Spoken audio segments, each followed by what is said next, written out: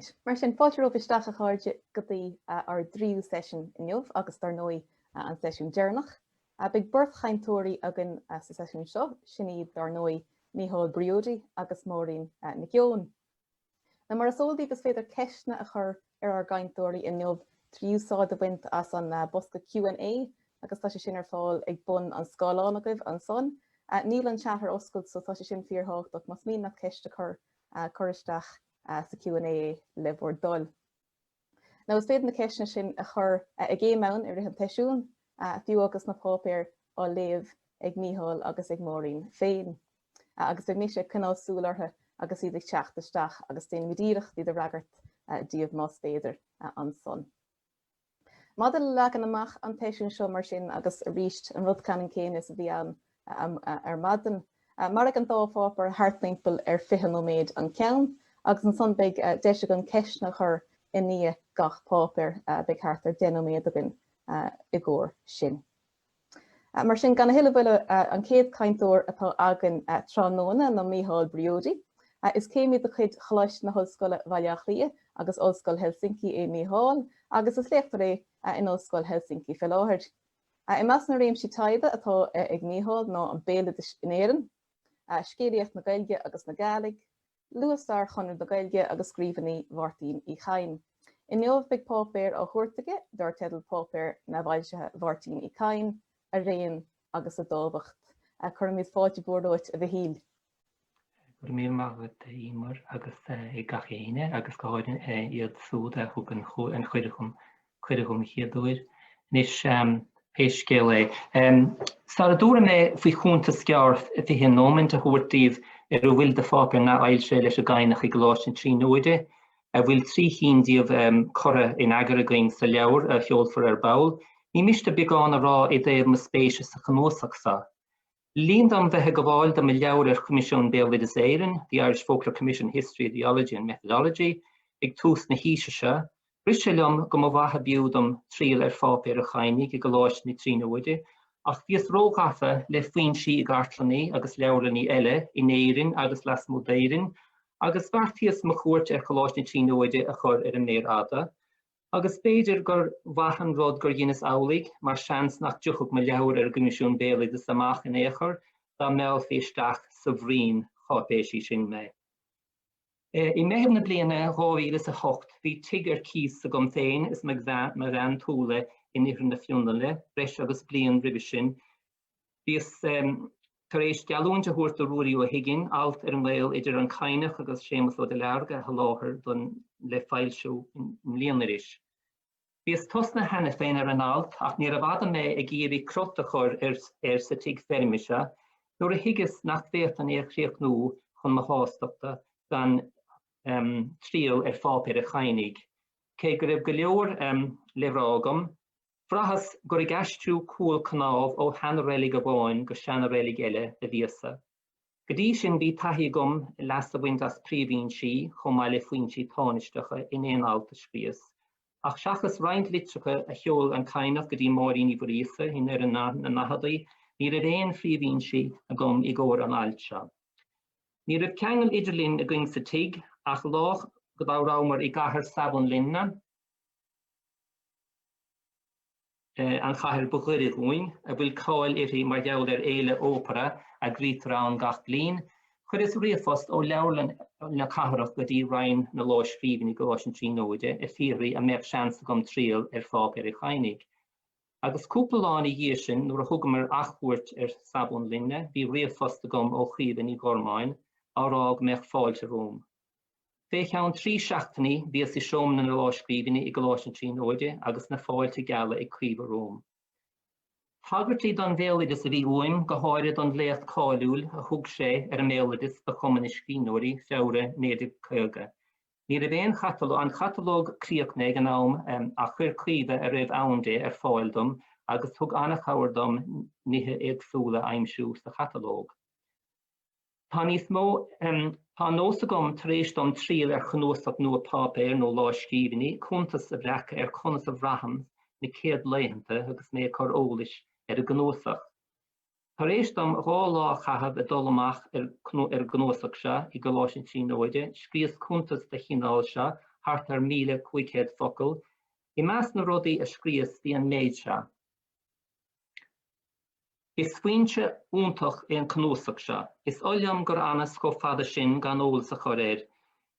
Tá gá lá caite gan níos gom tríú sa ceathrú lá dúil ag obair leis an gnósach se, ach níl an seo ach an tús.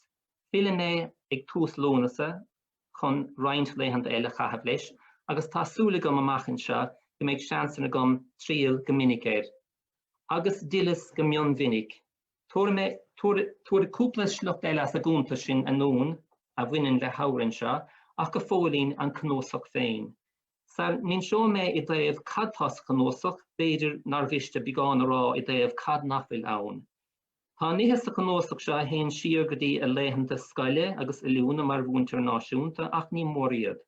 Ach dá ríre buineann formhór mór an ábhar leis a dréimhse ar chogaigh, nuair a bhí a héal I socre. Níl an irid sin ábhar ó dhearann na bhícheadaí agus na druchadaí, agus is cínte gur cailleadh Roinn Páipéir dá chuid de bhar chúnsaí a híl ón bhliain 1936 amach. Blianta go mbeadh sé gaistriú ó áit go háit agus cuid an nám ar a heithe ó orsaí an dlí. Ar a hon sin tá cuidbá nótaí agus teach na béalaideasa obair fárca agus eile a tháinig slán ón dréimhse se, bhí áirim an se an tábhar chuirse I tríal ar instúd béalaides éireann sna lua trocadaí. Tá ábhar folklóireacht a bhaine leis na trocadaí déanacha, ábhar bhí sé a bailú do Roinn I dteachais sin a chomhlaisibh mar leabhar sin ar Máirtín, agus go dain féin tá go leor nótaí ar ocail agus nachna ar le scape I measc an nótaí béalaideasa ó dhearann na bhícheadaí agus na lua trocadaí sa cnósach chomá. Ach mada le saothar cruthach is beag a tháinig slán ón dréimhse réamh chogaigh seachas beidir dréocht na hód a scéal. Deir an beidir dis nach raibh sé do nósa go gainach ach go fíorannamh dáta chur le éon scríban dá chuid seachas litreacha gan dát. Chun nithe áir a gáú ní mór féchant ar a litrú agus amananta ar gá nó déanamh a Páipéir, agus chomá I gás na léachta na puiblí nó amach a saola ar leideanna inbheánacha sa téachs. Os a caint ar litreacha táim níl córeagras nó mór ánde leis an dréimhse seach irid, rid an goga. Is sé sin le rá litreacha a cuireadh chuige nó dréocht litreacha leis féin. Chomá níl dréochtaí den is scéalta foilsitheoireachta in idir thugrastáidíre, tá an rud céanna fíor ar mórgóir fi na scéalta foilsitheoireachta in an bréan brabhach agus cúis céaláire. Cé go mbíonn formhór an ábhar sa chnósach leis an dréimhse, go mbaineann formhór an ábhar sa chnósach leis an dréimhse ar chogaigh, tá ábhar ilgnéithach ann ó bhlianta an dhéann chomá. Ach is cínte gur scriosach ábhar leis nuair a dó cuidmhad in gcampa 1990 ó nó amananta eile nuair a thugsaidúir I bhuathar ar bhatháin na ngéibeanach I cuairtú bhéal toláin mar hampla. Agus go dain féin tá ringus sé féin gáhar scéal a bhí scríofa gealaín do bheith ngéibean cín nach raibh sé sásta leo, agus beidir go leor scríbhinaí eile nó dréach scríbhinaí leis. A cad tá cnósach, is cnósach olmhóirí seo, is omí cinál ábharán, tá litreacha, creachtaigh scéal, dréachtaí de ghearrscéalta, dúirscéalta agus de rámaí, dréachtaí de leabhar leis, léarbeasanna, léachtaí puiblí as éadan, díolanna nó cuntais taistil, béalaides agus scríbhinaí faoin Gaeltacht agus faoin Gaeilge, agus go leor nótaí taide agus teagaisc. Agus gan dát ábhar folklóireachta. Tá roinn beag den ábhar seo foilse le céad leiche bliana nuas, ach tá an bhórchuid de folthe ag ar léthúirí go fóil, ach ar fáil san nám céanna ba cheart rá.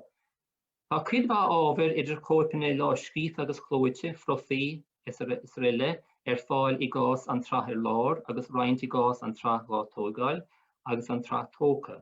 Agus roiise ábhar fí aithnuachan idir réachtaí a réachtaí frofií sa riile.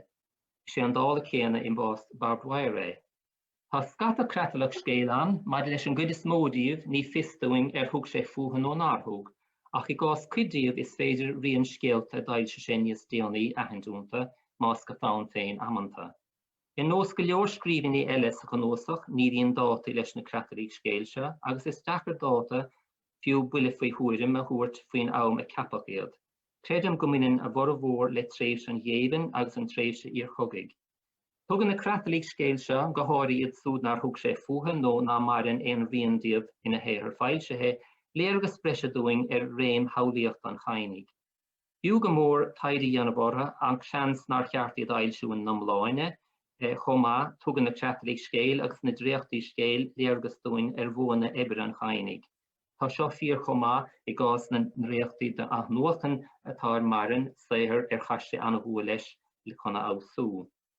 Chomá tá cuidbá dríochtaí scéil scéalta nar phríochta sé nó nar orba sé go bhistam, Derm go bhistam mar buganás leis a gainach scríomh chúl bilóige teach na foilse dachuid, agus muna meach an méid scríomh sé sásúil sé stóthaí gur bhí mosc an brúscar nó sa tine a chas sé na bilóga sin, agus ní sé ar foilse bháin ach díarach sé ar leithnig scríomha déantais. De bar an cleachtais huas, ní bar nach Roinn bheag den legan de tréna ciile chuir sé isteach chomórtas an reachtais 1927. Is sé sin le rá tá sé ar fáil chúl bilóg a bhfuil scríbin éigen eilthara. Bréir dalbas scriosach formhór legan sean reachtais guma a bhíníim huas. Is stíl spéise an beagán a tháinig sláán áfach. Go bhíostam ní léon dearscéalta críochna nó geabhla bheith críochna leis sa gnósach nach bhfuil foilse, an aon iad an tais sin a bhí fácin ina dhiig cuireach in an trachtóciad. Don té a scríbach behaisnéis an chainig tá tácht nó déadach tácht a bheith le gach blúris sa gnósach seo, tá neamhfuil sé ar a géad échant. Ach díobh sin nach behaisnéisiúirí, díobh nó ábhar behaisnéisiúirí, is tócha gur bheith an chuid is spéisiúla den gnósach na léachta na poiblí amadóla na bhailsithe atá sa gnósach. Dó siúd atá plé leis an gainach mar scríór crothaíocht, tá tátar le a buint leis na léachta Israeile a thug sé ar an litríocht. Ach is omí rud seachas litríocht a labhair sé ar go poiblí, tá tátar leis na léachta na thug sé ar gnéithe den chultúr. Ba lista le háireamh na léachta na poiblí seo a chuairt ach luam é roinntíobh. Lécht litríocht na Gaeilge 1670 AD. Seo an tain lécht atá sa gnósach go bhfuil an chomóradh go muinneann sé leis an réamh chugaig. Chúraigh an litrú le fis go bhfuil an téacs go seo lua agus tá diagris an ir óig le bra chomá. Tá go leor rud is spéisiúla agus tá codanna a déadach sémas ó de leharga scríomh go bhfuil le duine, agus anéag sa le rudaí bhí le ráig a gainach mar hampla ina léamh cáiliúil ar a méalagas. An sin tá staid láithreach ar litríocht a cúis dóchais agus dóchais, léacht a thug sééis na luachchéagadaí, is fiú go mór an léacht seo chuir gomparáid le léacht higgin nach bhfuil an litríocht a fás ó dhéann na nachadaí.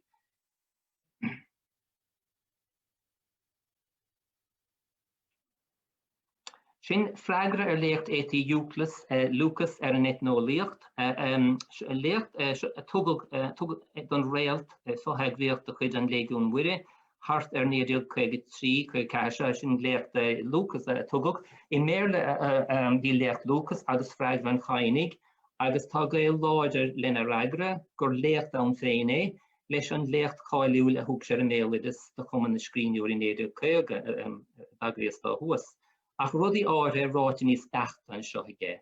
Dála an léacht thuas ar an méaladas tá tácht idirnáisiúnta le go leor an deir sé sa chainse. Sin tá sungul sé in anna an teach sin a léamh mar níd man anna dhéanamh níos mó ach níos gom tá sin fáibh hagam. Freigra ar léacht a thug Seán ó Súlaitheáin, freigra thug ar léacht Seán ó Súlaitheáin ar an téama an béaladas agus litríocht ina reach na bliana 1950. Tá an freigra thug sé ar léacht Seán ó Súlaitheáin ar fad níos ciora ná an freigra ar léacht Lucas. Deir sé an rud an seo na go bhfiostam nach nuairt sé aon áit eile. Ní honan béaladas agus dúchas. Tá dúchas I Málsach a léirigh saoil baile mhór ceann de phríomhbhailte mór an domhain gan trácht ar béaladas. Féach Moriach, Dostoevsky, Claudel, Steinbeck, Chekhov. Bhí saoil gach aon duine ar muas I nóchas a muintre ach ní I méaladas. sé an trúan ar orba sé an smaoineamhse, mar is díal spéisiú mar smaoine bheith, agus feightir Mícheál ann de rud a dúirt béallar is í cáiliúil Denvirgach labhraíonn spudcair blianta na dhiaidh sin. Fíre ag go gcuid is mód an phobal thar mar a bhí, cé nach bhfuil teideal na léachta seo chomh spéisiúil sin más teideal é, tá go leor spéisiúil ann faoin gcathair agus faoin dua agus faoin chultúr éire a líne ann. Mar hampla a bhfuil le ráige a dhéobh cuidmhad a phobal na cathrach bheith beag beann ar áis na cultúra na cathrach ina bhuilead na gcónaí, agus iad beag beann chomá ar nádar na tútha tá i méal a drisisicha. Cé nach nósáidann sé an focail cuimhíos tá sin i gceist. Is sin lécht ar faoi Kirgizia, tugad an léach se agus na nótaí a gabhann leis gur geabhlann néocht an héine, tugad an léach se an Irish Scottish Society sa bhliain 1962, tháinig trasnar an léach se ceann den na chéad léanta chachas í món an cnósaigh se sa bhliain 2008, is cín fós nithe freab cúm as na lehannig na léhanúd as an léach féin agus as an léach féin agus as na nótaí an léachta. Ní nótaí ó chearttíad mar I dtéirm ach tréocht a léach a tugach. Léachtaí seo atá a tugach ag tús na seacaí is léacht anna háchtach se go leis go tam tréislód ó se. Níos tá seo tá mé díocha. Túrganna tagisk chorachtil dara lédiog 10-15, lécht é se tugach ag tús na seacaí is lécht háchtach í se ar annach chud le réal tá mionchar síos an ar na móna múinte a bhí ag múinteirí Gaeilge sa campa géiban agus tá go leor eile ann seachas sin faoin ar oling na géibanig agus faoi na slite ar bheildir an tam agus ar éirigló an menamna a chiimeád. Agus bhíonas anna leas as an léacht seo scríbhinn nach bhfuil fáilte ar chéna ciile. Náisiúna héireann céir é Tug é seo I lár na seacaí, tá go leor spéisiúil ann I dtaobh miondach agus críbhlint idir teangach ar fud a domhain. Agus éine tá pléile éon rud cuinspóideach déirthain faoi ócáin agus gan dád bhain ócáin lena lín héin agus bhí chléanta hénig ar nós éon eile a bhar lena lín. Mar hampla fi rudí nos cineachas mar sin fiú go má dóibh an léach se léamh chun léargus níos omláin agus níos lehanna bháil ar a bhar. Sin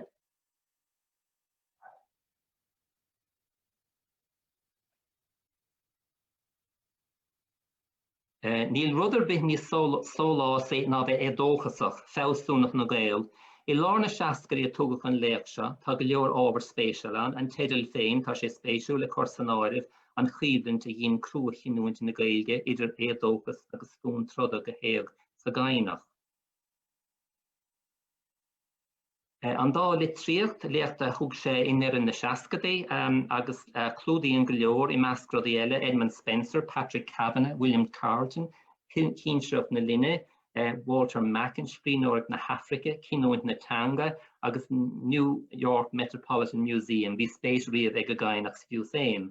Slucht amháin spéisiúil bhgóilm, is dóigh gur bheith dhéad san duine ba chumasaí a litríocht na ngáil Gael, tá ólas agam ar chláán a chluine, tagadís ag an tachagam. Is cainteoirí dúchas Gaeilge iad de thógáil bhaile clia, tá mé cínte go méid brí agus tácht agus an nuair a hasó siad a chur cumaín ar a síl. Níl sa méid thuas ach blaise anna bheog agus tá go leor léachtainna ná luas gur fiú tráchtartha agus sleachta bhuairt asta. Níl sa bhág mé na léachtainna chuiblií dhiig ba cheartm a rá gur fiú de scoláirí teanga féchant ar Páipéir dar teideal léacht ar chaniúntaí gur leabhar ó cheartta breis agus céad leathanach chlóscríofa ann le glúspásáil annach chud téachs ar gach leathanach agus marin cóip charbáin a bháim de gustom. Leabhar eile atá téachs láiscríofa an uairse, The Tower of Silence is teideal dó, léirmheas anádar leabhar Seán de Fréin, The Great Silence atá. He go dtéann an cainach an fadálachta I feann agus a liobert Seán de Fréine, bocht tá Páipéir seo a bhfuil beag na bháchéad leathanach de fúlscap an, agus roise scríneoirt gach lehanach fíor spéisiúil. Tugann sé léargus anmha hiiscin an chainig stair na héireann ón ahrú creidimh le agus go háir an 8 stéag le, a nuas go dtí a lín féin. Ní bháin stair éire a líne a chuma chósaí creidimh agus sochaí sa riile. Tá go leor scríbhíní eile dilcináil déat an tráchttar a cinná a ceallama chahanna iad ágant go lá eile nún. Ach I mbeagán focail go bhfuilm áir de harang na díalainn taistil a bhain don chud is mó leis an Spáin agus leis an Ulsters na lua chéagadaí, lua go leor na gaogadaí. Tá cuid an ábhar se fáil sin in Cascín ach tá go leor nar fáil si a go fóil. Is fuinte úntach in na díalainne a gné áard an gainach I measnaí eile a spéis in níorsman le seanach hépíl as go háir I nánlaní agus a raibh dalíon únta. Bíú go mór iad sa Seilsiú. Sar score me ní mór a rá go raibh roise príomhín si in áitin eile bhainean go bhfuil roise príomhín si in áitin eile a bhainean leis a gainach. Tá lear mór ábhar leis fáil I meas cartlainne áirsil agus tíochtá níostí leabharlann náisiúnta na héireann idir chomóradh monograaf litríocht na Gaeilge is ábhar il gnéach. Bhí sé gceist na monograaf litríocht na Gaeilge aisú na Godana tá an lehéadí an túrscéil filiocht, beárscéil, díormhaisnéis sa bheile. Ábhar clóscríofa tá as na monograaf seo ach an cuma ortha gur réamh gréachtaí iad nó an cuid is mócha. Bhíú díalam de sleachta as the Seilsiú. Níl catalóga déanta an ábhar seo go fóil, tá an tábhar seo I gcuig chin do boscaí mhór agus roinnt ábhar I Mosca bháin eile. Go dtí go mbeidh catalóga déanta an ábhar seo cosúil leis an gcinál catalóga tá fáil de Páipéir chainig láis na Tríonóide, ní de sé forasta ag scoláirí agus micléin aíocht a bhaint asta. Tá ábhar I gnósach béaladas éireann níor nar fáil siach I méaladas agus comá ábhar a bhaigh daoine eile ón bhaintear go háir seán bhíam cuisteile ó Mháirtín beag Cain. Credim go bhfuil agus ó Seán ó Bán scéalaí as an gcáin mórad anna aithne ag Máirtín agus bhí sé geistige chuid scéalta bailúní ach ní dónn go raibh leis sin I dhéanamh. Ach bhíoh sé géisteach leis go minic mar sin credim go bhfuil tácht leis an méid a bailíoch ó Seán ó Bán.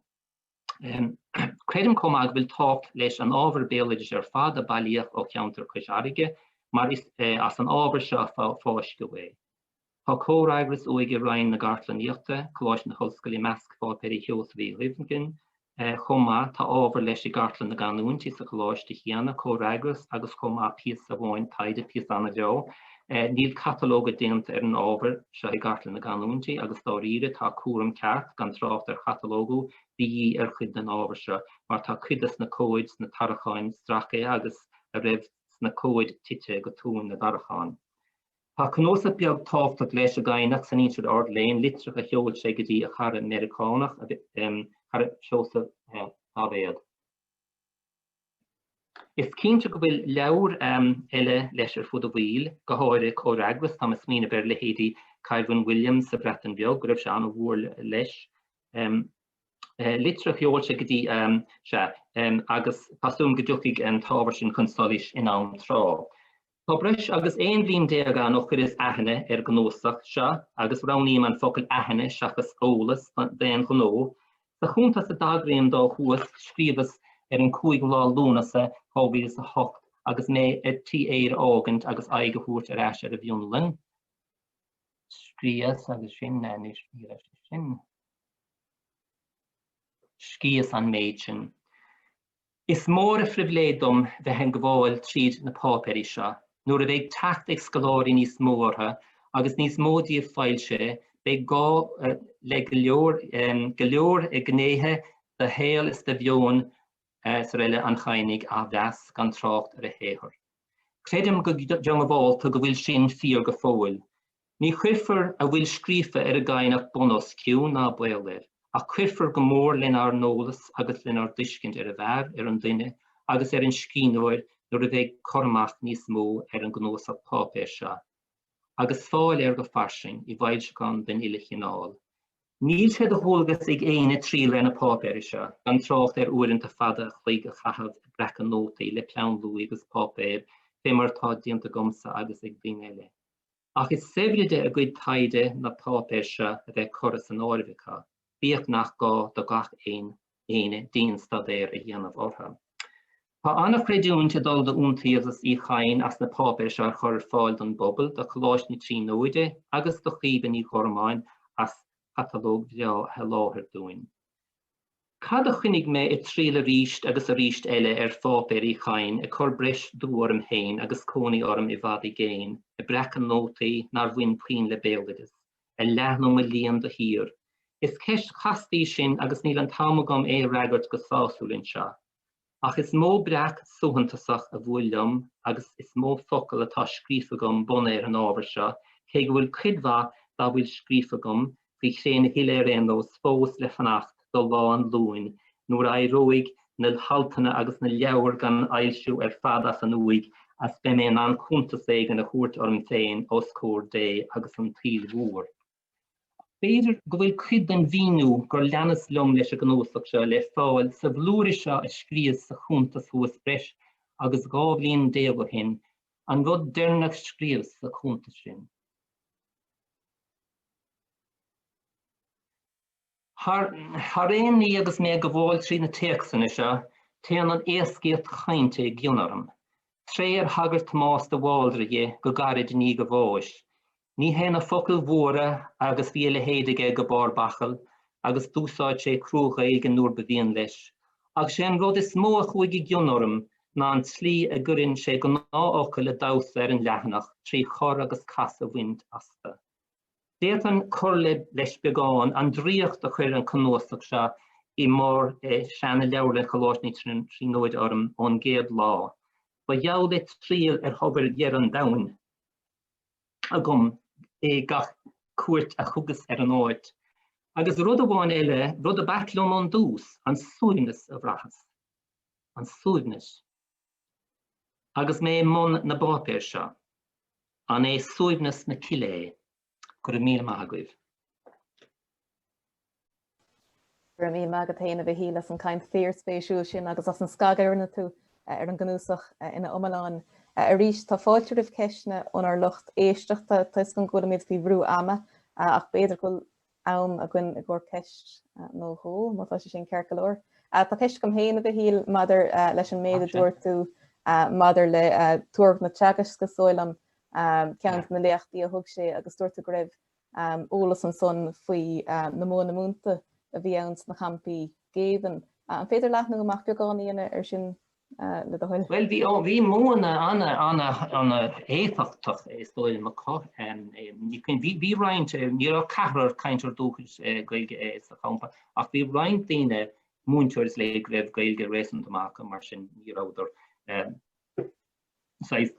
gan chaimíar an tainach gan cabhair. Ach is don gur dhéanadar tá sé dachar cíine ar gachéan rud a dhéanadar ach bhíidir in an is cínnam taú le daine lága bhí daine raibh gaibh níos fearr go taú le daine lágas na bóáin is farsin. Agus bhí a rangú déanta céim na daine níos fearr ná daine eiles mar sin ach go bheith bhí go bheith lína níos fearr cabhair leis an daine bhí níos lígas mar sin. Rud is tagas na bhaimsréid sa bhionanach go háir is bhí me a bhacair scoil mar sin go raibh na rangar fad meascéis líach go na meach daine cabhairlinne chéiles mar sin. Sin rud amháin ní féidir lumsa rá go mion se mionsa rud ach is cin go rise lum go raibh gur tháinig cainteoirí dúchas ní cainteoirí dúcha cainteoirí maithe as an gcampa leis na móna bhíocha agus mar sin ach ríist bechar dul siar mar nuair a bhís gúsáid an téachta sin is rudí eile seachas na móna múnta raibh mór taine an tólas eile bhí mar hapla tá áilscríte gom ní se fáilte go bhfuil agalh na Seoládh sa champa géan lína chugaigh mar sin agus an tácht a bhíle agalh na Seoládh na géan agus mar sin dó ach sin ní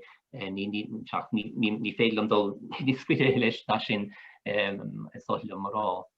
gur mí sin agus ceist hapa géile ag teachtaisteach ó den éigen ní dó an ghfuil anam ach an bhéta beagáín eile ará fin léocht ar na canúntaí. Canúntaí. Well, is cóip charbóin agus tá sé dachar go leor a léamh, ní sé dóhéanta léamh, is says, ní hé an chéad choip carbón, dear an go bé an tríún an ceathrún nó an cúigú choip is mar sin tá an scríban duléir go má ach ní sé doléite, ní a riamh ámagumsa mórrán a chachas do bháil tríd, ach tá bhí anaspéisiigh an kind of sachanúintí is mar sin, ach mar derm sin chuis gan derm is ober de fglóide tang an is slí mar orha bech an támagach siúd díú an min scríóireach sin agus gach litir duléir an beagnach sé le smúte bhfuil is mar sin rud ach mar tugan an tedal le fis chatta ann. Ní gramadach ach tá is don gúil gramadach ann ach ní gramére. Sin Brendan O'Croney na chu an ceisisin me leiscéil an son. So sin úntach chuir a bit dearda an son sin gur mína maithagad a ríist a bheith híl agus bogamid a raig más féidir go dtí arcéad chainteoir eile agus sin dar nói Máirín Nic Eoin. Olaf emerita le Gaeilge in Oscail Cathaoirleach lia. Agus tá flúirseaptáid a déanta ag Máirín ar chanéthe agsúla den nua le téit na Gaeilge thar na blianta. I meas na leabhar tá feiise ag Máirín nó an litríocht a bhéúnach ón ó túrisc bheatha agus saothar, bathló ban agus tréimhhean brach an díláthbú cultúr agus nua le tríocht na Gaeilge. I neamh bheith Páipéir á tuairteaí ar chomóradh Cathain, tionscnamh cartlainne agus bhfíseáireachta do fáilte bhórlóta a bhórín. Nis sé cospóir na cainte se ná cúnta sa thuairt ar an ábhar atá sa leabhar Comhdháireacht Uí Chadhain, leabhar in na bhail sítear leagan anótáilte de phríomhéachs le Máirtín ó Cain atá caomhníthe i gcartlainne Coláiste na Tríonóide. Siad na teach sanna sin ná ábhar eiste rééis scríofa faoi Comhdháireacht gur i gcathairach amháin is féidir litríocht a chuma agus Comhdháireacht. And is nuair a dtír Mícheál armsa dul ag obair i báirt leis ar an tionscnamh seo, bhí cuid mhór an tochailt cartlainne denta hena féin aige. Réim sí omlána do chuid an ábhar léite aige agus nótaí omadúla glacathe aige. Bhí scríbhíní ar le haimsithe aige ar bhiúid a chur amach mar chnúsach beag, go bhfuair go léiríonn siad ile ar a mealaí hain gnéithe de smaointeoireacht Uí Chadhain atá tábhachtach agus muid ag daling leiclan na héithir crothaíthach. sé an plé ar chuincheap na comhdháireachta an sná ceangal idir na scríbhíní seo, agus cuimsíonn an cuincheap sin an chomóradh sa tradiisiún béal agus an chomóradh litirthe. Bhí sé gceiste goin an tús gur agrán anótáilte go na scríbhíní a chuirthaimís ar fáil. Le linn chomóradh Uí Chadhain sa mbliain 2006, mollach go dúrfaí faoi agrán nua anótáilte dá bhórthéithir a chur amach, agráin a chuideocht le léthirí an léinne, trí chuid gan na tagartí cultúrs na saothairs a léirmhíú. Luach an rud céanna ag gá scríbhíní neamh-fhoilsitheoireachta ar nós Páipéir agus Páipéir bhreacha agus don na fíorrain. Is beag an obair anótála sin a thárló hin, ach luúhann mar hampla eisceachtúil agus eisimláireach na nótaí a chur Liam Mac an Umara agus Tim Robinson le na naistriúchain ar Craine Cille. Agus bheabhraigh Rad Van Marcus túin an sin níos luúthainne go bhfuil lethe denta ige siúd a níos mó ná gáchéad íarnóta curthaige leis an legan seiceise de Craine Cille. Hiag marna dá nnéanamís nótaí mínithe chur leis na tagartí litir agus cultúrs na teach sanna seo go mbeadh na nótaí sin ina gcuidú freisin de léthirí meach teach sanna eile leis a gcainach á léamhacha. Mar hampla tá pointí agus tagartaí sa scríbhín Comhdháireacht atá gaolmhar le cuid go na pointí dhéantar in Páipéir Bhán agus Páipéir bhreacha. Tá cross tagartaí de héithir eile leis a gcainach fitte fuite tríd na nótaí mínithe, agus iireach denta goin príomhhéimí na scríbhíní a lonú agus a phlé i ggóthaíocht scríbhneoireacht chrothaíthach agus smaointeoireacht criticúil Uí Chadhain. Go chealam an seo táim díreach an cúpla pointe lua maidir leis na trí scríbhín, ach pointí thuaigh blaséig an díomh tásúla agam ar éardam an ábhar atá ionta. Is nótaí garbha tá sa géad scríbhín ábhar eiste rééis scríofa faoi Comhdháireacht, ach is léir go raibh sé á dréochtú mar ábhar a déataí ailte bhfuil ruchtacéint na dhíos sin mar labhraíonn sé le fear agar éigean in áitina sa scríbhín. Séir tá sa teach seo a brecach améigen ag deireadh na nachadaí nó tús na Gaeilge ná samplada ó Cadhain agus é amón analíse ar phróiseas na comhdháireachta sa tradiisiún béal. Tá sa gcuin óna bhóráiste béalaideas gur sa méal beo sa tradiisiún béal a bhí fós beo bathaíoch agus bisisiúil a bhí spéis, agus gur bheoga aine le tionscnamh a déachach ar an tradiisiún béal mar rud róite a bhí le seachada gan airthú ó ghlúin go glúin. Nu Cadhain mar rud a bhí marmh agus nach ra an andó ach bailú, balsamú agus cuisnú cartlainne. Ní hé gur neamhfhoilsithe leis an obair bhailíthe agus chéamhníthe. Mar is óldóin chuidigh sé leis an obair sin é héin, agus cholua leis an níonideach tríocha trí, dailsigh sé ábhar béalaideas a bhaigh sé óna phobal agus óna roinn muintear a héin san iris béalaideas faoin tidal scéalaíocht chosearige. San aiste ráhain leis an gnúasach sin, léann sé an dacreacht a bhain le scéalta beag a fánacha, gear scéalta béalaidesa mar a thugann sé ortha ó bhailú. Go bhfar nach rá béarlagar ar bithir le ná múnlaí áirid cainte ionta, mar a budan agus cineálacha eile scéal ar nó scéalta fíneachta nó scéalta fada gasce. Pléann sé freisin na háirithe mór a bhí ag teacht ar nós na scéalaíochta go bhfar imachtaí seachtracha, agus luann sé an chogaíocht agus an chuimhlant folitiúil mar chuann sí síal a thug scéalta chaileach an úfáis de cineálacha nua isteach sanna tithe arnain le na lín héin. Luann sé an chéad chogad damda, cogan na síirse agus an cogad carga go sonrach, cuimhlantí atá le haithint i gcaint na garachtar an créine ciile agus a bhuineach le cirt le dó agus a trí is céim ar radbhan níos luaithe. Sa scríbhín ábharáiste rééis scrífa, díríonn sé ard ar an grothaíocht de dahan sé i gathbhaimseir na naoine cathbhaimseir bhí teanga lárnach, agus féchann sé leis an ábhar se a phlé trí struchtúr analíseach a cheappa go na scéalaoiní beaga, scéalaoiní Green go minic a chomachtaoine agus a bhíoch mar chuid go ealaíonn agus go hímsaíocht go námhaintear na tuaithe lena linn. Cé bhfuil an struchtúr se ábh, neamharbartha agus impressioníoch, brahan tú go bhfuil sé géirí dul faoi screabhann scéal sa scríbhín seo agus bonmhianach na comhdháireachta thuiscint. Díal spéise an Gaeilge a haulaíonn sé idir comhdháireacht na gnámhaintere agus cáilíochtaí an scríbhneoire. Cáilíochtaí an chomhdháire deirse, ní mór do bheith ile ina cheannachaí ina bhreathadóir ina uorscéalaí a damta chéile, ní cáilíocht róánach sin. Caithfidh sé ólas crin bailach a bheith ar a logáin héanaige ar a chuid imachta agus fáirnéis bailach faoi gachrod, imachtaí daoine, gach cárda gurinn siad díomh agus go háirid tréthe daoine sin go háirid. Díal spéise chomá an bhéim a leagann sé ar ghrinnes agus ar cheardaíocht na racareachta. Caithfar a bheith an airthú ón géad go dtí an tríú persa gan stró, fónthaigh céird na thuairscéalaíochtain seo, beos, etc. Caithfar rud amháin nó ábhar amháin na hawa agus intain an duine chuineáil ar sin gan na thuairt le tuiscintó go bhfuil tú gá chuineáil air. Ag sin an rud a dtugan na thuairscéalaithe cothú na spéis air, an sin caithe tú dam beag a chruthú timpeall air, cuirí géal. Agus sé an chuirsíos ar an gurí géal, agus é chuirsíos ar an gurí géal sin, díríonn sé an sin ar chuincheap na bréige, agus saolaíonn sé cineálacha éagsúla comhdháireachta i ggóthaic sa néifeachta ar lochtéisteachta ar le. Ina measc, luann sé an bhréag ábhéalach nó an tall stóri. Nis tá rangú dhéanaan ó Cadhain an se simúil mar tugann sé léargus ar gnéag an saoil tradiisiúnta nar bhach béalaideasóirí éireannach an líne mór an léthe ach gnéad tá aanta ó hinnig scoláirí béalaide sin éirdan agus ar fud an domhain.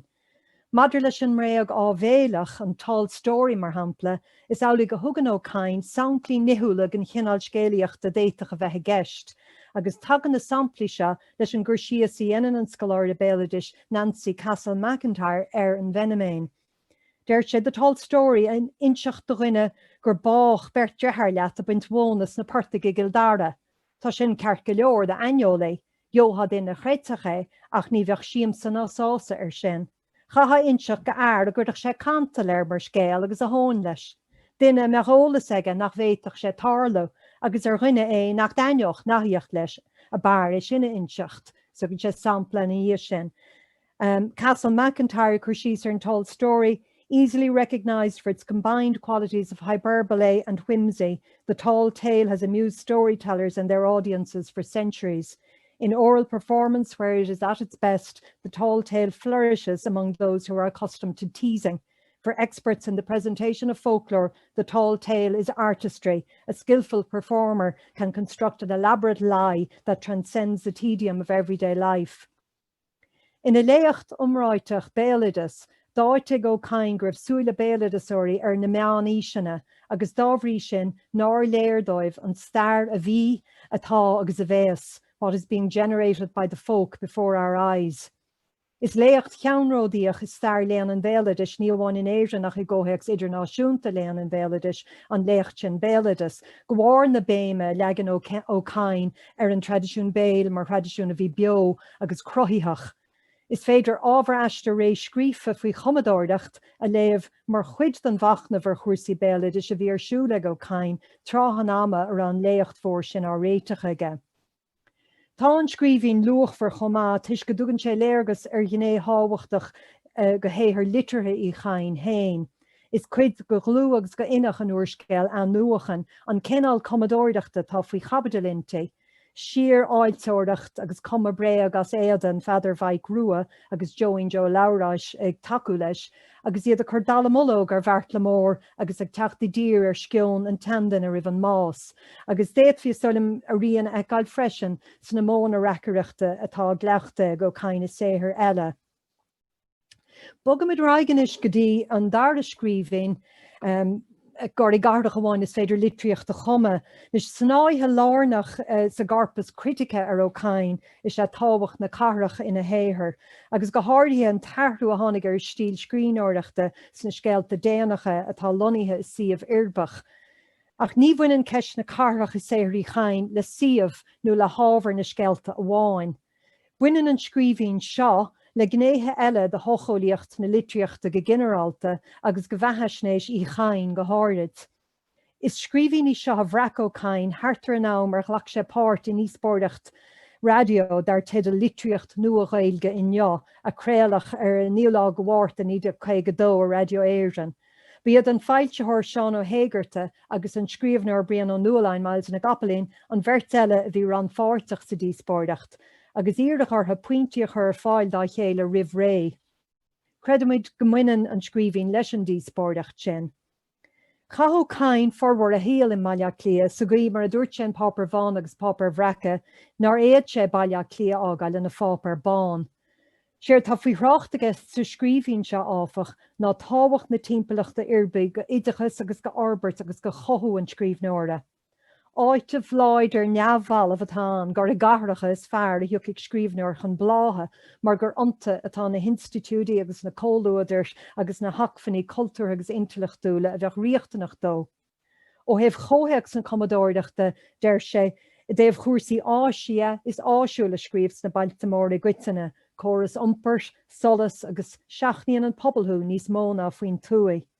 Sna bailtamóra freisin atá an taon freaba an taon spreaga intellecta dá bhfuil ann, ealaíonn an dráma, cóluaidir lucht intellecta agus lucht éon cheirde, teacht ar leabhartha nua, etc.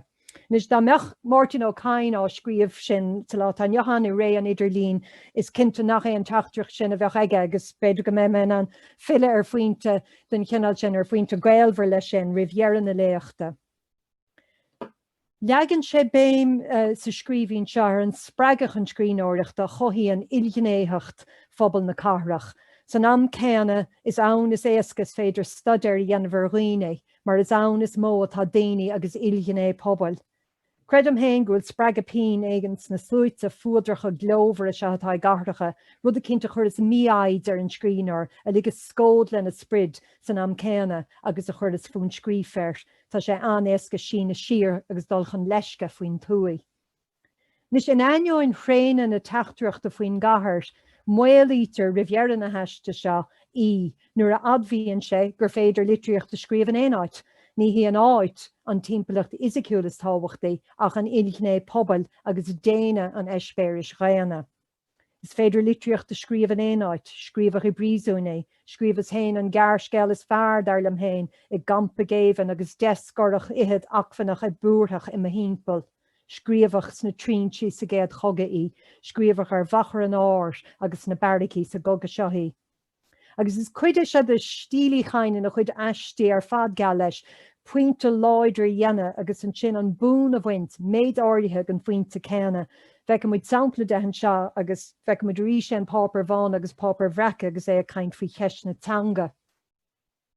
So blúis muid raigen is go dtí an tríú scríbhéin. Script léachta thug sé ar chuire ón goman éigse agus seanachais an ollscoil na Gaeilge i ngníomhar na bliana 1966 atá sa scríbhín seo. Comadóireacht an scríbhín is fuide agus is substantúla den na trí cín. Is ála go dtír na micléin ar labhairt faoin na héithir hain agus faoin idir lábha ag an nám, agus dábhrí sin feimmuid spléachan seo ar churchaige agus ar dhearca litirthaí chain sa tréimhse an trethar lár á olahúd an chló, agus an bhór ír barbed wire scrífaige Cadhain le líne léachta lééis sé písa as barbed wire. Nis is féidir an léachta híomh I ggótheics riont mórráit is eile dá chuid faoi nua litríocht na Gaeilge agus cuasaí critice a thug sé a gahabh a híal ón léocht tuige nach bhfuil litríocht na Gaeilge ag fás in 19 go dtí pápar bháin agus pápar bhreacha. Luaithe mé díreach cúpla puinte agus léthe mé riont sleachta tábhachtacha as an scríbhín mar léirúartha. Dahan ó cain go raibh gael idir an nua ísú ó hebh na technolíochta agus móna nó deis na comhdháireachta an scríbhneoir an nua íseig. Chreid sé go gcuirteach forbartí I technolíocht na commerceide deire leis an rud a dtugann sé an seanaréalachas litirthe air. Agus céan ar gá aonú I gcóin mí leis. Tugann an méid atá le ráige léargus luachfar ar a chospóirí agus ar a chorchaige litirthe hain. Tá mé géiríonn faca litríocht I cheachant a deir sé. Tá gné cinint gan litríocht sa dain ó cheacht an duine hébre 100 milliún bliain é sin. Rud nua I an scríbhneoireacht, rud nua agus rud neamhmhuan béidir. Ní móid a go marthach sí ar an ngluúin seo. I leaba chéile níor bhíntas lem rá gcuirteach leaganach a telefíse ar nós an tríú chlár radio a bhíoch ar an BBC, deire le leabhartha agus le Páipéir. Tá daoine fadbhreanaíoch a chreideas gur caint chanáilte atá Roinn amach. Cuirteigh duine a leabhar ina ceirnín ar gramafón nó éiste sé léthe ar chinál a cinnt transistor. Inis tá raon na riamhhéirise raon íleabhar agus raon na cógála fíorúla tagatha ó hin. Tá ráitas den chinál céanna denta ó hin ag páric ó círe I léocht thug sé mar chuid de léocht I chalam ceile 1998 dar an leabhar ré íorlitirthe na Gaeilge. Ach ar éanos, leanan ó cain ar aig. Marthaigh gnéacíns gan litríocht agus gá réir sin gan chomadóireacht cho fada leis an duine féin más fada gearr é sin. Beidir gur bhóg an na gearrsceilte nó na novels a bheith ann fasta. Ní chreidem go scrífar go brách ar ís, macasáil uorsceilte fada níl cé déag, chuid Dickens, Dostoevsky nó cogadh Siochan Tolstoy. Aineoin eiste go leor bhfuil ceann cor ach a brá scríomh fós. Ní bheith chur síos fada mion ar rudaí forimmeach nó seachtrach, scéimh tíre, cúntas ar dhéalamh daoine nó ar gcuid éada I gcomadóireacht an tíle tá Roinn. Ní cáil sin, bei an dain feici ag forhór na naine, bei sé feici a chuile an ile na ráthúil ar an telefís nó ar na sconáin. Ní hílam gur cáil an scrínear hain an teolas bardanach teantáach bacháildó bheith ag go dtí seo ar an áit agus ar an gcuideachta me sé tráchtartha. Bonnie ar stadaní intine agus ar agneolalas a bheits an scéalaíocht mar tá an ilíocht gal leis hena féin. Tá an méid sin dócheachanta ar inos I ní a Freud agus Jung. Ar an léargus is luachfar fadbéidir sa scríbhín seo tá féin tuiscint I chain ar hain mar scríbhneoir nua íseach. Is leis an giúbachas le saothar Picasso a haulíonn sé alíonn hain faoin trá seo. Ach mar chuid gan chótheics comparáideach sin, aithníonn sé an gael idir pórtráidí neamhréalacha Picasso agus tebiacht íocháin rúiseacha na meán ísina. Deir sé an seanaréalachas, realism, tá sé imi. An rud sin ar chuir dearó tús leis a sépéal uachtar Francias ina Sisi agus a bhargadí Picasso, tá sé imi hinis sa gcomadóireacht chomá is atá san alien. Chonig mé muir a bháthair Vladimir, ceann den na hícáin is umráití sa dain I Museum an Kremlin in Moscow. Chonig mé na scórtha gan chinál céanna bála san híomhar Leningrad, agus lenne náis an cnuasach is fearr sa dam de féintálacha fecasto. Cha mé uaireantaí a chloig a méle chéile a breanúhartha. An rud is suntasaí an chosúlacht atá atartha agus a neamhfhoilsithe a raon le deileamh an duine. How siad a raon an chro baragraí le staid intana nó smaoinmh a léirú, beidir gur leagan nuag an réalacha sé. Nis is léir ón na scríbhíní atá réitiach an chlógain, agus ó scríbhíní ar nos Páipéir bhán agus Páipéir bhreacha, gur ahan ó cain an gael idir an obair a bhí ar siúla go héin agus targnamhacht litartha glúiseacht an nua ísechas. Beidir go gcuirthis na tagartí go na haracha alíana aontas ar dhaoine, ach tugann siad anna léargus ar agna í chain I lethe héir abbé. Luann sé a scéal círéib mar hampla, mar iirecht le ina chud focail héin, ahra sí dhéanamh ar irimúlacht an hiúbachis agus na stíle nua san alíon.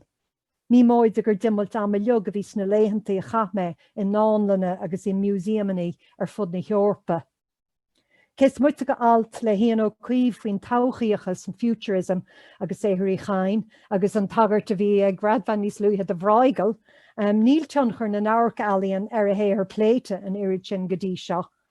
Beidir go spreigigh an scríbhín seo agus an tábhar sa gartlainne a bhaineann le taistilí chain an tábhar sin a luigh mícheál níos luithe a thuile taide ar an gnééis seo dá héair.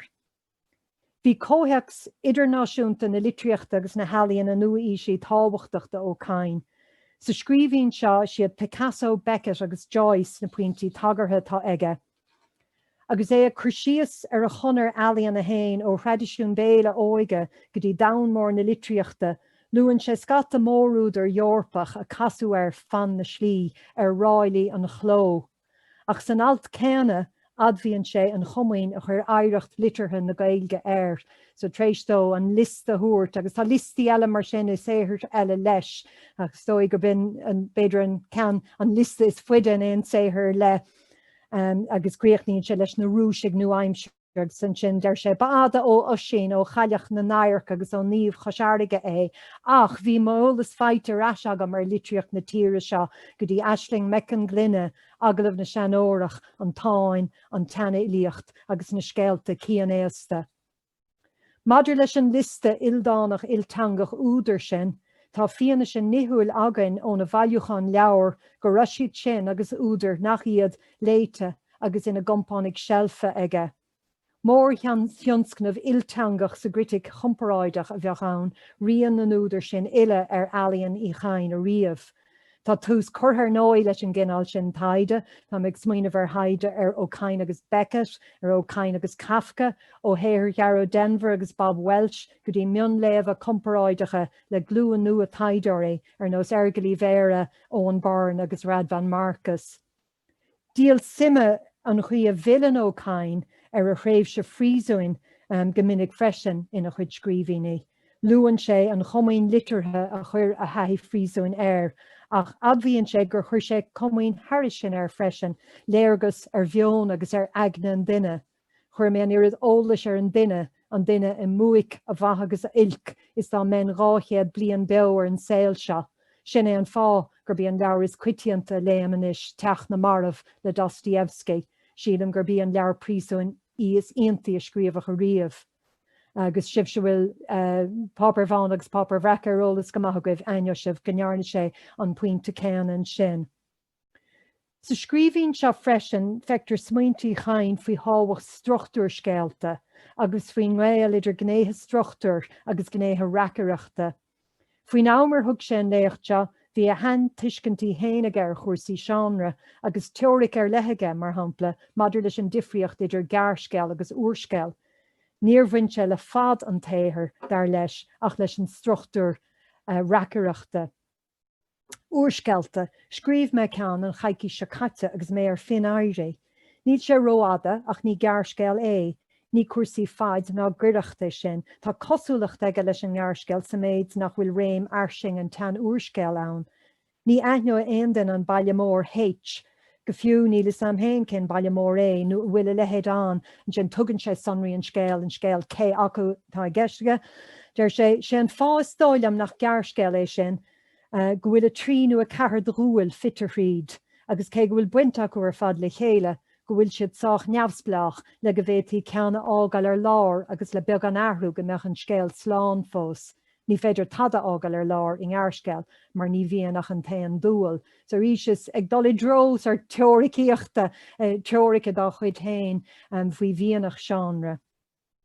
Nis nuair a bhí ó cain faoi chabada le comhdháil idirnáisiúnta aisal an teach Coláiste na Tríonóide nura, agus a héthar á lonú I ggóthaíocht sclúiseachta nua íseachais, cuireach an cheist, cad a cheapach ó cain hain faoin na cuasaí se ar fad, cuasaí nua íseachais, an teoiriceocht agus an chritic litirthe. Saolítar ó cain mar tháscríbhneoir cruthaíoch agus mar smaointeoir agus mar gníomhí politúil, ach níl mór an trácht de denta ar ó cain mar chriticéir nó mar smaointeoir litirthe.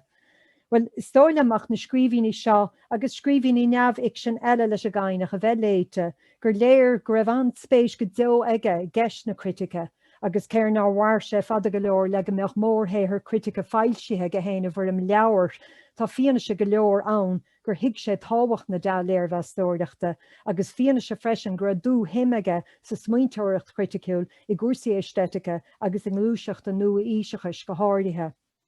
Cholúil leis an mbliain 1949 sa léocht tuige nach bhfuil litríocht na Gaeilge ag fás, cháin sé Cadhain íseal na léirbheastóireachta mar cheann na bachanna a bhí ar orbert na litríochta. Hiig sé má bhí glúiseach nua íseach le bheitán gur ghágameach léthirí in Neamhghála ag na scríbhneoirí is fearr, léthirí ilte a dainneoch feabhas agus nuáil saothar. Tugtar le fios an Comadóireacht go raibh a lehéad go léthirí fós gan san Gaeilge. Is dachar gan an cheist hipitéiseach a chóir, ná marthach an cainach déimlíonna eile fiú, cén chomaoin a bheith curtha aige ar na cleachtais critice agus ar na díospóireachtaí litríochta agus teanga a sppraig scoláirí litríochta bhánuad, idir tionscnamh critica bhreandáin I roimhlinn agus iris leabhar bhánuad, agus mór cheanól agus iris leabhar bliantú I locht léan na Gaeilge mánuad léachtaí chalam cile. Díal suntais se tábhacht na bhailseach sin iris leabhar bhánuad agus léachtaí chalam cile, mar láithreacha do chuid den na mion léamh a leag dúthra faoin gritic ar héirí chain hain. Tá ag smaoinemh ar ailt bhonúla le Cathaoirleach le Brandan ó Dublin, Nollaig ó Moréile, Máirín Nic Eoin agus daoine nach iad. Ní fiúdóin a bheith cainte stocha faoin rud nach rathanán, agus féidir an méid se rá. Tá fianna sin nihuail le fáil go raibh spéis gníomhach egócain sa scríbhneoireacht criticúil agus sa smaointeoireacht teoiriciúil. Tá an aonaise sin le fáil I lista na leabhar a bhí na bhailliúchan persanta agus I dagartaí nach chuid scríbhíní neamh-iction. Mar léirú ar an aimimid rathúil is féidir a bhaint as an bhíanaise sin, tá an airíocht a bhain fergal ó béire as an lista leabhar le déanaí ina scaga criticúil ar an scéal fuiil fuine agus é á léamh mar hampla de cheanra Eorpach íorchogaigh na litríochta deiricheachta núla nó den meditatio melancholia. Bhí spéis ar lethe go cainna gúrsaí síc analíse agus leabhartha ar an ábhar sin ina bhailliúchan leabhar, ach bhí leabharige freisin le chuid de bhór criticúirí litirthe agus cultúr líne, daoine ar nós Raon Wellick, Edmund Wilson, I.A. Richards, F.R. Leavis, Hep Empson, Herbert Reed, Raymond Williams. Agus is léir ón méidíh dairg le Mícheál agus Mahéine eáil inar go taide den leabhar seo, go raibh na leabhar seo léite aige, tá nithe marcailte aige ionta, agus ba ábhar fiúntach taide scrúdaí cearta dhéanamh beidir an airíocht a bhain sé asta. Sé ní is suúintí ar fad faoin gcainach is tócha ná an chuí ar éirigh leis snáhanna éagsúla smaointeoireachta a thuirt le chéile ina héthar cruthaíoch. Bhí a hiiscintí ar an méalaireacht ceannródaíoch agus fad bhreathaíoch, ní amháin gur aithn sé an ghinné dhéanimiciúil cruthaíoch sa tradiisiún béil, ach a bhhad roimh Walter Ang nó Pádraig Ó Ciaráin hain, chonig sé go raibh deisean an nua á grothú de ealaíon an na bhocail ag na meáin electrónacha. Cé gur hiig sé ealaíon na béil na túithe, daithann sé tábhacht na carthrach agus an gá bhí ag an scríneoir leis an gothú intileachtúil a bhain le cóúidir ilghinéitheach na carthrach. Má ba riachtanis ealaíonna dó an nuáil agus an turgnamhacht, an tuiscint go raibh cornú ar fad curtha litríocht na Gaeilge le fáilsiú créine cile mar hampla, mar sin hain chuir sé críocht leis an léocht Comadóireacht ar nóta a aimnímuid ó scríbhíní eile dá chuid, a hiiscint ar an leanúnachas cultúrtha agus ar luach a héthar Comadóireachta hain, mar hinne nua is leabhar in neamhris de teanga agus litríochta a haon siar go dtí ábhra chalam chéile. Gur míle maithagah agus tá bron an fin útamáil ag an tús, útamáil í chain ag an tús. Útamáil Nic Eoin ag an tús bachor mará. Tu go bra fád a bhórin go bhína agad sin tá over machna bhean dún go léir stoilm as a bhéad an son. An cean a Q&A buna sé le caint bhíhíl mar a hálíí na stoilm ach beidir gomach túm agatsa seo chuma a bhórín agus ceisách fad a taan sa túnóidm. So bhfuil take agus na agah ábhar ar bith a bhí nuach caihan nó cad na héamh gur mó chuig an caiinnacha le an bharcstagus de réir mar a bhí sé ag dul san ís. Taobh mud a chóirsaí políochta bhí annach lecha ag le credit na haglaise chatací agus é an néhan ar gorach. Anion é bheith ag stocracht ar son nulig de brún I dosach blianta ní a nédig sa chuige, hit sé amach leis an brúnach mar nach raibh an brúnach chomór ar son na Gaeilge sin ó sémas de barad. So nadra bhfuil túram ag ceachtar d'orgáintóirí ar sin. Well, is dóilm beidir na chuige go dtí ach san am ceanna dúirt sé nuair a thug sé an chaint do chuman Irish Sabbaty Society 1962 dúirt sé gur caitliceach é. Dúirt go leag sé bé mar sin. Ach sa léamh thug sé cúpla bliain níos le déanaí an sin ní léon rud níos sóla sé na an péadóchas rud ag an taisan a luame I chaint. Tráchtan sé ar an dros a thug sé réantas na Sovéide agus chréid sé an rud an tuiscint bhí aige gur chréid forhór na líne sa chomanachas, bhíoh gur fuair sé héin lochtan agus bhíoh bhfuil lochtan a bháil mar sin bhí sé ábharín darfacht ar bhín marxgus ach san ceanna sa lécht ar Kirgizia cé gur bhfuil sé an córas mar gheall gur thug sé ahantas don danga á túil agus don na helí na béil fiú agus dhéanaar gur raibh seans ag na daoine an tradition béil a nuí siúis lí. San am céanna chonig sé an rúisiú a bhí atá lúint na pobl sin. Mar sin dearan go raibh ní raibh sé riamh dogmatach mar ní lista gom dáiríad anmarxach é ó cheart ceapam Rein blianthain bí sé ag rud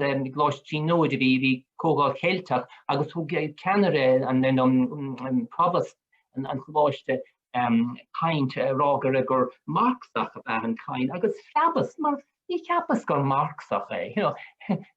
Bhód a chatlichach é ach ba cho síalach é déirn ach bhí san ceanna Bhí meastéarnig ar marxus go hincleach túil, mar atá ag go leordaoine atá gom héin, mar cinach éon bharcsach mé ach ní déireann gur cheart marxachas úirt agus dóilm gur raibh sé anna áhar stúil fiú i asach ar chóisialachas.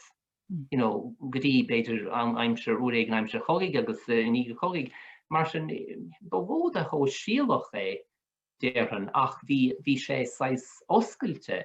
Agus an amceann nuair a leabhar sé le pégrúpa an ní raon rud ní sólas in an péadóchas, bhín bhuiscint bhí ag gur raibh formhór an phobal báigúil sa rúis na Sovéide leis an iarach seo an cinenne bhéanna a ausú. Bhí sé rá mar hiic sé go mbeadh go leor daoine san áras bheith, mar sin níor bhaile mé choristeach in éon bhosca. Ní dóilm gur fear bethe an cainach. Fiú mar phoblachtánach, tugtar poblachtánach neamhléileasach a bethe, ach san am ceanna, chléid sé gur pobl ar lethe bheith protestónig agus éontóirí an tuaisceart. An rud náchréid se gur raibh éon bhaint ag sastan leis, ach chléid sé gur pobl i bhfad sa rud éon chaintear sin. Bhí deireann go go dtí leabhar sé mar sin gur pobl ar le. Bhí rán 40 bliain agus ba cheartí aint mar phobal le. Mar sin fiú mar phoblachtánach ní ceapam gur poblachtánach ná leithlasach ar machsamach bethe. Sinna ceapam. Agus dúireach mar le chuirla sin is tá annach chuid ábhairs san na Páipéir neamhfhoilsithe a chuidóig leis an duine a scríomh an bheatha snéis údarásach. Go bhfuil feicfar na gnéthe agsúlas ar de smaointeoireachtaí chain. But hálann hen sílim hen nach rud dogmatach madidir leis an bhí an gné criticúil bhí sé mar héim is ag léochttaí chain an sin ag fiontain an teachtain seáte. Ach cean an rudí thug marna faoi deara sa tionscnamh seo chuid gona léochttaí seo cean an rudí a hagan chun cín spoineann se leis an spéis an dúhim a bhí agus sa tanga greibh an tanga agus a phobal dúchas sart lárnach chun chuid polítíocht a rud atá socha ahananta le fada ag daoine atá a labhraíonn faoi foilsitheoireachtaí chain gur an tanga hain agus pobl na Gaeltachta gur bin bunchlach a chuid tuiscint ach rud amháin a thugam mar faoi deara tála tuairt faoi deara san ábhar ná go dagan discúrsa an bhionlaigh chun cín rud nach saolítar beidir an iiri sin leis a gaiinach saolítar mar chuine bhí géirí agháil na héireann agus agháil na tanga ach sna seacadé nuair a bhí chuid gan na léochtaí peblií seo tuairrtaige is tá sé ag buint úsáide as téirmíocht a bhaineann le cearta mionlaigh. Tá sé anna himúil tá sé sa léocht sin a bhaineann leis an gúirtar Aontas Óvéideach mar an rud ar a spéisiige ann an sin thar aon rud eile ná an chuí a raibh olstát ag cathmh lena chuid mionlach. Ach tá sé go mór gceist sa léocht an chomhchadramh a thug sé díirníon iad ag seaca sé náisiún na héir an céir dé agus bhí an léthireacht a rinne sé don chaint sin. Bhí sé anna idirnáisiúnta bhí sé breanúir a ag tarlú de theangacha dúchas na Hafrica agus de theangacha dúchas dír heile freisin ach bhí an chaint se tá sé sna fonótaí ar chúil an leabhar mar tagann sé isteach sa scéil sa scríbhine a discúrsa sin an bheonlaigh bhí sé sin ag tachan cín, so bhí sé sin tar criticúil faoin stát Óvéideach chomh leis an stát capaitlach. Ach tá annach chuid ábhar sé bheith úsáideach don duine scríomh an bheatha snéis san ábhar na tá annach chuid le léamh agus le círa, so go raibh muid ag dírdú ar na teach san na seo a bhain níos mó leis a grothaíocht leis a Comadóireacht seachas le taobh na polítíocht ach ní féidir í ailt go thomláin óna chéile. Sin anna sa múgadú gur bhíon magí bort an son. Ní éicem éon ceisne sa bhreis ag teachtasteach, so is dóid an gur sin a bhfuil agan in neamh. Mar sin thar ceann raon na Gaeilge Coláiste na Tríonóide bhádam a ríist céad mú a bhuachas a gabháil le Máirín agus Darnóid le Mícheál. As dó Páipéir fíorspéisiúil a bhí agan Tríonóide. So le bhágamíid tá gnómháin eile le chomóradh agus sin go bhfuil an leabhar nua sin ar bhfuil bhíad ag trácht le Seoladh agus sin Cumadóireacht Uí Chadhain agus tá sé sin cartlainne agur ag Mícheál agus ag Máirín féin. Agus tá sé de foilsiú ag leabhar brach im líne. So chun an leabhar nua seo a chur ar a bhód nó Seoladh chun méid fáilte bih an Seoladh Gearóid Denvir. Fáilte ró a Gearóid bud son? Tá mense go maidir tú tá mense agus gur bí maithe go ar fad bhí an áthas orm a bheith láthir níomháin ag an gaint íontach a rinne bert go na scoláirí smútha ein le bheith fírinneach Máirín Nic Eoin agus Mícheál Briody agus bhíoch muid a saidúireach le chéile i UCD fadó mar is cuioineach le hub is dóthaí fáiltíim ribh na cainteanna seo atá le coinnealta súlam agus fáiltíim go mór ribh an leabhar atá fáiltí inis Comadóireacht Uí Chadhain an bhirteach a chuirsíos ortha insin le tambalín. Is séirta insa leabhar mar a bhíine siad trí héag sábhachtacha le Máirtín á Cain nar fáiltíú hána agus iad anótailte go cumasach ag na hagarthirí eiste faoin Comadóireacht faoin grothaíocht Seisiún béal mar dút Máirín in sin ar ball agus péine in sin a bhhaininn go sunrach le próses na Comadóireachta litreacha mar a chréide ó Cain a bhí sé ins na chuigúdaí. Is sé táhacht na neistí se sílim go gaihann siad solas nó ar híthar litreacha Máirtín Uí Chadhain agus go dtugann siad cóhéics níos freisin Eoin les muinteoireacht agus les saothar litreacha Uí Chadhain a thuiscint. Caime áideachtáil agus an áfeil ar an bhuí ach nuair bhí me héin am an taide ar an ábhar se dús agus a láran 8 nar hanig caian éidir amach 8 níor éon techt ar éon chuid gon ábhar se ar chúiseanna go leor nach fiú a lua an se. Ach tá an abair dinta ó chuin go mór ag leabhar an Coláiste Tríonóide a bhfuil an tábhar cruasaí acu agus a bhfuil Cathaoirleach dinta go an chumasach acu ar an ábhar ar fad in sa gartlainn agus ag iontaobh Seoladh a bhfuil cuidmhór Eimear bunacha agus beidir le chuna déamachchan seo go mé anad éireachtaí ein san áitíar a me muid an imachtaí gona chinál se a hinól an. Agus táid anhuioch mar sin go bhhaidín agus go Mícheál go bhfuil sampla tábhachtach gon ábhar se curta ar fáil gon phobal in sa leabhar se. Feiceann muid rééis sin in sa leabhar agus mollam ar fad í cheannach nuair cosrí. Ó cain agans muid ina chráchtare agus ina chríticear litera agus cultúid. Agus níor hir litera bháin a bhín sé díú mar a bhín Máirín agus Mícheál sin ar báil ach ar chósaí cultúid agus go dtíobhann ar chósaí tí mór a bhaid níos léine ná sin. Rud an suntasacha tá an freisin ná an léthaoireacht airsin a bhí dinta ag go gaianach ar litreacht an Bhéarla, ar litreacht na Frankise, na Gearmáinise, na Rúisise agus tiile le na chais PC loite faoi chósaí na Hafraice agus mar sin de rodile a tháinig chun cín go mórs na cainteannaí agus atá in sa leabhar ná an tíim thar na bearta a bhí ag ó cain eisteach go leor go bhaine ar an tafrach an donna aige is na dearc alaíonna agus na tarise go sé ar bhíú émanna breathnú ar chósaí alaíne go mór.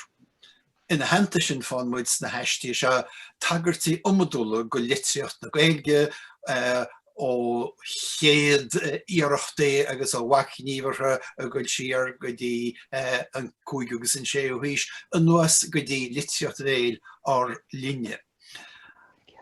Agus ar nó tá na tagartaí agus na priocanaí go locht políteachta go mór go locht foilsitheoireachta na Gluaiseachta más mailín ar ágaisi agus go sníomhnéidirgus nach léin agus litera beidir nachra a tarint róhór leis a gaiin nach an ammannaí agus go mór gon dirám a bhíoch an níam sa spága plus seáins beidir a déirmí an léine.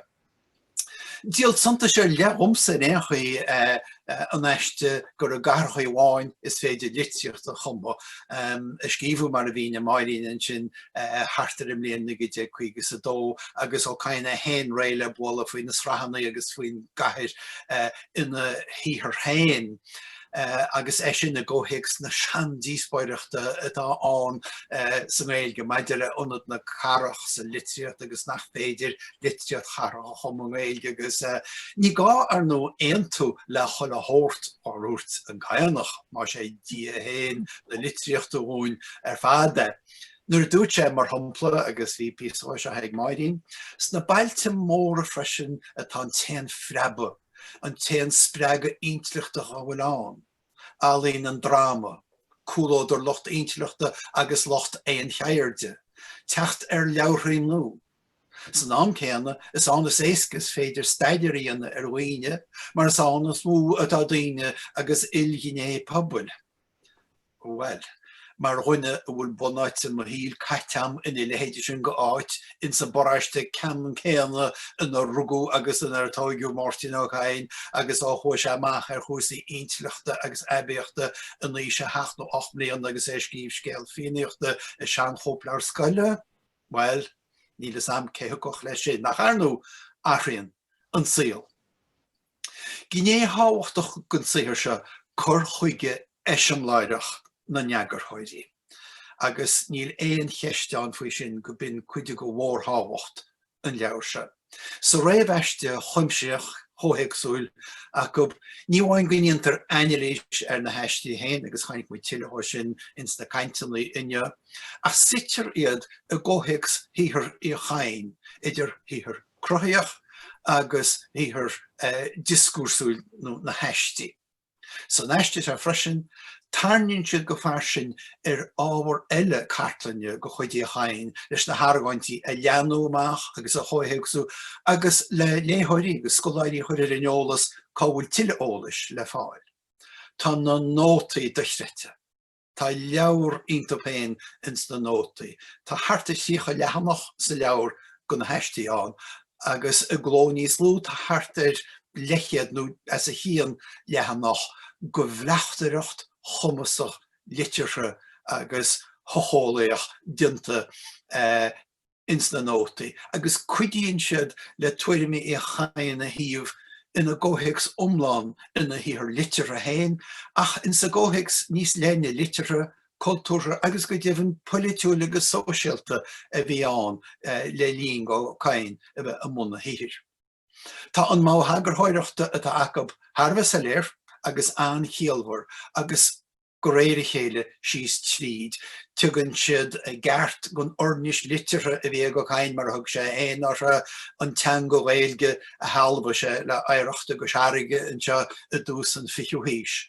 Gon trácht a gaid an scrífa bhí farbert le lína náma agus go cain a héin a bhí gobert mar tás a gine fad in sa ran ó gaiiste chuine bheith pí mór gon tréimh sin. Agus tá teex hain thar a bheith soléite agus soléir gáhhar ag an léthair nuaiseach a saoil an léine.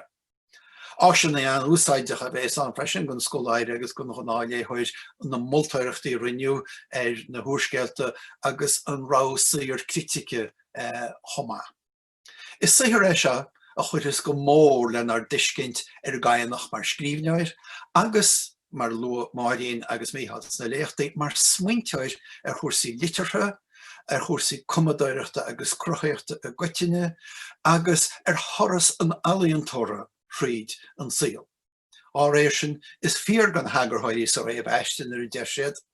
Creidimid go bhhaimó na scríbhaní tá fáiltí anseo mar ochir lochóir go scoláirí eile spéisiúil sa cruthaíoch agus sa critice i chain. Bhí an saothar se atá sa gartlainn ceilte go náphobal léthaoireachta na Gaeilge go dtí se. Agus is maitháin is sé. Go deimhin hain, bhachsúil ag an léthair se, mi sé me hain a deir cúnla, le tíre gon chináilte eiceáil a gló ó Páipéir i chain agus go deimhin ó scríbneoirí eile le nar neolalas is saothar a leanú agus a rániu. Léiríonn an leabhar se, Cumadóireacht i chain, léiríonn si acuin arcaigh i chain mar aonse go haide ar i chain go háirid go bhicléin íorchéime agus iad ar thóir an tráchtar. Cuireann si leis tionscnamh caianach go mór. Cuirtear fáilteán eiseamláireach ó bheith scoláirí cumasacha ar fáil chuin. Ba muid súil ar nó le tuile an chinál ceanna bhpéin agus go deimhin ó dhaoine eile mar tá món le sacré agus tá bád a go leharige.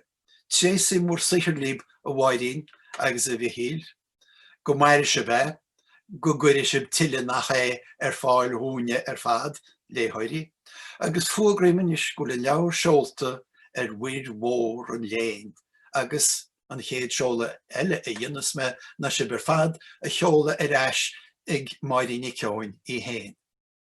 Haar cean na Mícheál agus haar Mícheál hain just bháilm dír cúpla focail buíocha se gháil le daoine a chuidig linn agus an leabhar se réiteach i dasachbáirde támuid faoi chomaoin mhór ag Gearóid hain, ní ddíireach as an leabhar a cheola dúin inneo ach as an spreige agus as an takeíocht a thug sé dúin, thar na blianta mar scoláirde, mar múnteir agus mar chuiticeir mar ar nói duine éiad an glún sin a leag síos an dúrá chuitice a bhfuil muid ar fad ag tógáilir ó hen is an gur míle maithagad i Gearóid.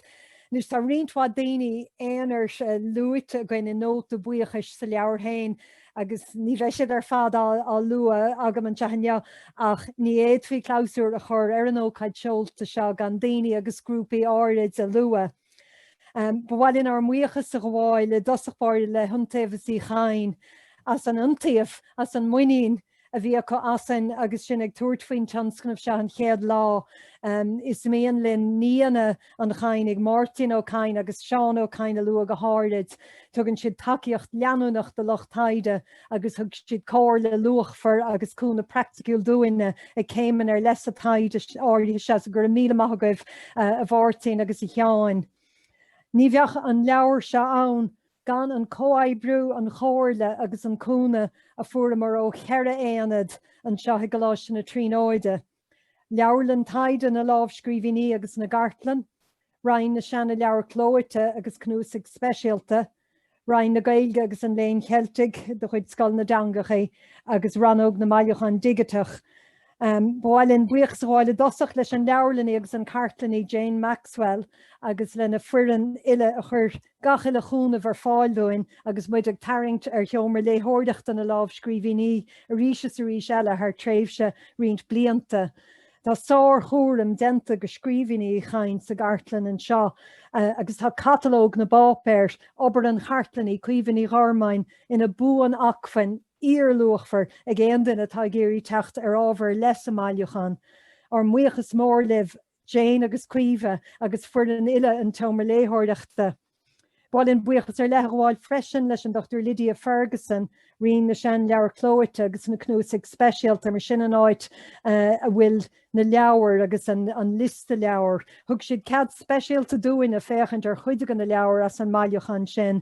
Tá lista na leabhar ann, tá sé na acfan luachfar ann hain an lista, ach tá muid chósásta inis go bhfuil na leabhar hain á gatalóg go I gceart agus go méas ag duine cén tagrán a bhí ag an gcainach, meid na sonraí bibliografíocha begus ag an duine amachchan seo céhead na leabhar an bhfuil siad marcáilte ag an gcainach agus a leithidí sin beag an réamh obair taide sin denta. Ní héin chomhdháil é gur íorscoláirí de chuid rion na Gaeilge sa Coláiste í an cartlainne cuimhíní gharmáin agus bháilinn buíochas ón ar grí amach a thuairt de iarrainn rion na Gaeilge chuideaglinn agus a hacaglinn ar chuile bhealach le blianta beag an nuas. Bháilinn buíochas ar lethgháil leis na holúna ón Macárthaigh, Damien McManus, Padraig de Puir agus Máirín Nic Eoin agus an Olaf Cathal Óháin le freisin ar nói a bhfuil cumaoin chomór sin curtha ag siúd freisin ar an taide ar éireacht litirthe I Chain. Má tá Páipéir I Chain cuimhníthe agus slán sábháilte gartlainn Coláiste na Tríonóide, siad spéis leanúnach scoláirí na Gaeilge a chintóig nach cisnú a bheits an andóibh an sin ach go meisiad ina nachfaní léargas agus ólas na glúnta scoláirí atá fós le teacht agus Cadhain ina nachfaní inspragathe ag de scríóirí freisin. Bí ranóg na maileachan digatach a bhí freigrach as íomhána digatach a ardchaidán a dhéanamh de riont lehanach as na scríbhíní. Chuir siad í siúd ar fáil dúine agus san ailseoir thart ar chaici seo hen. Ar muochas ó chrí le Sharon Sutton agus lena cóghleacaithe san éanaid sin a thug túsáide den obair sin tréis an ranóg a bheith dúnta ar feadh na míana go bhharthríonnta COVID agus rinne siad é sin is tólam mar gur hiic siad tábhacht na cóghála seo agus tábhacht an ailseachan seo mar chuid de bhliaon chomórtha chainig agus mar aitheantas don bhailseachan hain atá craomhníthe sa Coláiste. Agus ar deire an fáilseoir leabhar brec. Ní féidir le min áíre chuirsí síana ar cécho buíoch agus atá Mícheál agus méhéin de garach ó scoilí ó leabhar brec as an tim a léirigh sé sa tionscnamh seán géad lá agus as an dú amór a cha sé hain agus cuimhán ó scoilí le réiteach an leabhar don chló. Now tuigeann muid ar fad cécho heisceachtúil agus cécho dúlánach agus bhí an bblion seo de ganólachtaí agsúla agus na dúláin agus na deacreachtaí mór a breise cruthaíoch de ailseoirí na Gaeilge go háirithe. Ach mar sin hain in aineoin na díon glasála siúpaí leabhar a bheith dúnta, clódairí a bheith muil anúnta, cógálacha, seolta leabhar agus féilte gail a bheith aistrithe go dtí réigiún an híbar spáis gan trácht ar bhaná céile a bheith ag múna scaile ón maiile agus páistí scaile a bheith ag freistal ar an scála ón maiile. In aineoin na mór dhúlán sin ar fad rinne darach agus cuimhán chor íireach mór chor íireach tar ar gan. Le go meach an leabhar ag na clódairí an ann den chomhdháil seo agus rihhearan na bliana comórtha. So tásúla go méid an leabhar hain in bhór lábha a gcuibh go lua go scapaigh sibh an scéal agus go spreagadh sibh daoine eile le coipan na deithe cheannach. So ar muochas ó chrí arís le hón macáirigh agus le lucht agrithe ile na comhdháil seo agus go mbeirmid beo ar an am seo rís. Gur míle maith agaibh.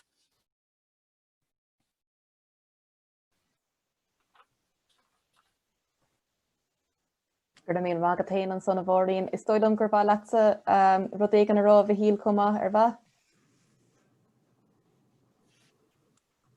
Tá tuair mute an son stoilm bhí híl ní féidirlinn tú chluisint. Well, in it, Tosh, an mission issue a caution. Couple of focal. Der Máirín multa da menem host, ach ní dem host, ach ní chimad me roadishib. Loig sé gorwim se hánig smínah leabhar agus tá san fear. Ach ní bheith an leabhar sa ann morach Máirín, morach fuineh a hélim, a canastocht agus a practicúlacht. Tre an ceann dearnach ar nadidir frí éidim agus puineh ach ní bhíonn practicúlacht lumsa. Agus bus réithe na ceire cré san puineh éidim canastocht agus practicúlacht a chomhraí go mór lín agus sinna déanamh cóibre le na chéile. Agus bheith Máirín ó an chéile déanamh beag den dahiabhíce fríomh láiscríbhní, achas tónin bhfuil anna sciil ar fadacha leis láiscríbhní. Chuir sé úntas ar an riamh a raibh go raibh sin an rudí fórsáil, dul fórsáil ag leabharna gartlainne agsúlas rudí aimsiú. Mar sin, tá anna bhuíoch. Déireann go mbeadh an leabhar sin ann dá menseach ina dhéanamh in méanar, bheadh sé ann beidir sé dhéad an chéadse ach ní bheadh sé ann an lása cínta gan Máirín, agus gur míle maithe go bhóirín as na blianta úd a chahamar le chéile mana leabhar sin 3 bliana nó breis, agus chomáile sin an méid a henne hagann ar chéile ar gádas a bhar os ciún buna cré go bliana stoilm godíise. Gur míle maithe agad. Ach leis sin deire a ríist leis an gcódáil don bhliain seo. Sulla bhágamid, tá focail nó ggóil le rá ag ón mo chárthaigh is stoilm a bhfuil? Tá le hall Eimear agus dúracha focail buchais bhí irid sin líne a chur leis an lá seo. Is lá iontacha bhí an canéonn agus lón machnú goin faoi annach chuid ábhar is cinnte a chuinúil dal múid go ceann tam lín. Tá buin an buich scoil libse sahaile a rinne comhdháil den lá seachas sra caintne. Buin an buchas a gháil hontaobh sí cain as bheith chotáúil sin lín agus le seán cain as an lá oscailt dúin. Buin an buich scoil leis an siúr Cathaoirleach Eimear agus Roinn agus Páipéir. Buin an buich scoil leis na cainteoirí ón tús Radfan agus Cathain, Charlie agus Colm, Ian, Moira, Alan, Mícheál, Máirín agus Gearóid san leabhar heola an deire. Taobh hir den chamra an seo dá lán daoine a chur go mór leis an lá agus muid ag ola bhú. Go háirid bhfuilm áine ní thuúláin if go gaeilge an Coláiste lua an sin as an gabhar a thug si dúin leis an lá feidbliú ar na meáin radisiúnta agus ar na meáin óisiúnta freisin. Buin an buchas a gháil leis an Mháirtín bhí ar an gcuiste agrathe si sin Páipéir agus Christina Cléirí agus rinne Christina écht a ríist mar a dhéan le gcónaí agus tá muid an seo rinne beige tuige muid a bhéad atá muid faoi chomhaoin eici. Ach a tharéine eile buin an buich scoil le riarthóir rinne Gaeilge a chuala sibh cúpla uair an lei agus bhí mar chrantacha mar a bhí na gcónaí ní tíreach a neamhfhéin ach bíonn siad mar sin na gcónaí agus chonig sibh in action in neamhí agus imón an webinar si sin cuimhe ní phréamáin. So sin deir leis an lá seo agus tasúlam go bhain si tan was an deirteachtainna agus go mis breis líne ag an géad chomhdháil eile a bheith ag cuin leúna dé agus daoine búlacha leis agus a dhéanamh ar líne gur míle maith go.